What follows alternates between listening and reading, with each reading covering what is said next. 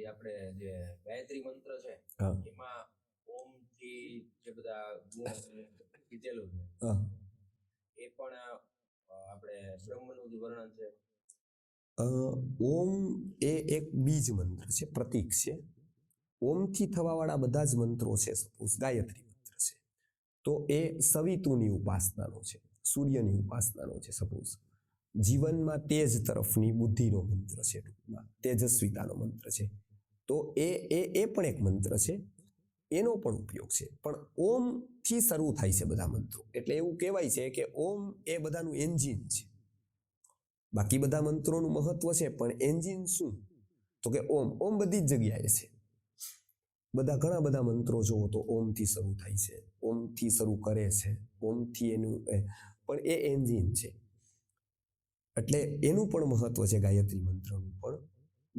બધા જ મંત્રોનું મહત્વ છે, પણ એના પર્ટિક્યુલર એક અર્થ છે ને એના માટે લેવાય છે.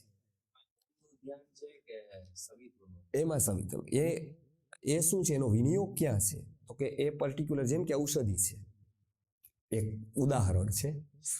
હવે ઔષધિમાં શું છે કે જેવી રીતે અશ્વગંધા છે, જેવી રીતે ગિલોઈ છે, બરાબર, તો બધાના એક ઉપયોગ છે. એવું નથી બધા રોગમાં અશ્વગંધા જ કામ આવે, કે ગિલોય જ કામ આવે, કે લીમડો જ કામ આવે. બરાબર, ઔષધિ બધી જ છે, પણ બધાના ઉપયોગ અલગ અલગ છે ને. પછી ક્યાંક કોમ્બો પ્રયોગ થાય છે ને, જેને આયુર્વેદમાં યોગ કહેવાય. મંત્રોનું પણ સેમ એવું છે. બરાબર, એમાં શું છે કે વ્યક્તિને શેના માટેનો ઉપયોગ કરવો છે. જેમ કે વિદ્યાર્થી છે, બરાબર છે, તેજસ્વીતા માટે ઉપયોગ કરે છે, તો એ ગાયત્રી મંત્રનો જપ કરે છે. એટલે વિદ્યાર્થીને ગાયત્રી મંત્ર દરરોજ જપવા જોઈએ એવું કહેવાય છે. બરાબર, તો એ શું કામ? તો કે એની તેજસ્વીતા માટે. બરાબર છે.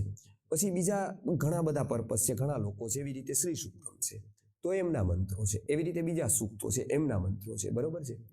તો એનું એક સ્પેસિફિક પેલા એક કારણ હતું. પેલાના કાળમાં એનો ઉપયોગ એ વ્યક્તિની સ્થિતિ જોઈને, વ્યક્તિનો હેતુ જોઈને કરવામાં આવતો હતો. તો એ સિસ્ટેમેટિક થતું હતું. અત્યારે એ જ વસ્તુ શું છે કે અત્યારે આપણે બજારમાંથી દવા લઈ આવી છીએ, સપોઝ કે કંઈક પેટમાં સારું નથી, ચાલો સુદર્શન ફાકી લઈ લઈ, કે ત્રિફલા લઈ લઈ, કે કંઈક લઈ લઈ, ફાયદો તો કરશે. પણ વૈદ પાસે જશું તો એ કહેશે કે ભાઈ તમને જે છે ને એ તમને તાવ છે એના કારણે દુખે છે, એટલે તમે પેટની નહીં તાવની દવા કરો. તાવની દવા કરવા પેટનો દુખાવો જશે. સમજી ગયા ને? એ ક્યારેક એ વસ્તુ પ્રોબ્લેમ ન હોય, લક્ષણ હોય. સપોઝ આપણને ઘણી બધી વસ્તુ હોય, ભૂખ નથી લાગતી, પરસેવો નથી થતો, બરાબર છે, પગ તૂટે છે, હાથ તૂટે છે, તો કોઈ ડોક્ટર પાસે જાવ ને નવો છે તે 10 દવા લખશે. હાથ પગ તૂટવાની દવા લખશે, ભૂખ નથી લાગતી એની ભૂખ લગાડવાની દવા લખશે, પછી માથું દુખે છે તેની એક લખશે, પછી પરસેવો નથી થતો તેની લખશે. ટોટલ મારો 10 થશે. પછી એક કોક વૈદ પાસે જાવ સારા, તો એ કહેશે કે ઓ આ બધા રોગ છે જ ને, આ તો લક્ષણો છે તો અંદર તાવ.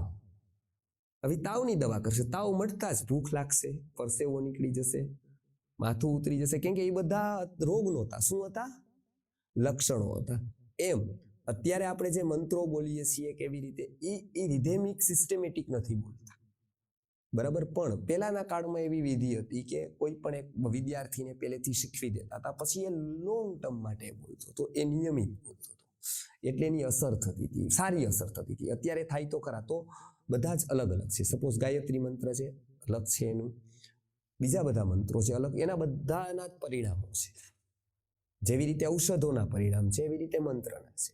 પણ એ સ્પેસિફિક લોકોએ જાણવા જોઈએ, એ શીખી અને જપવા જોઈએ.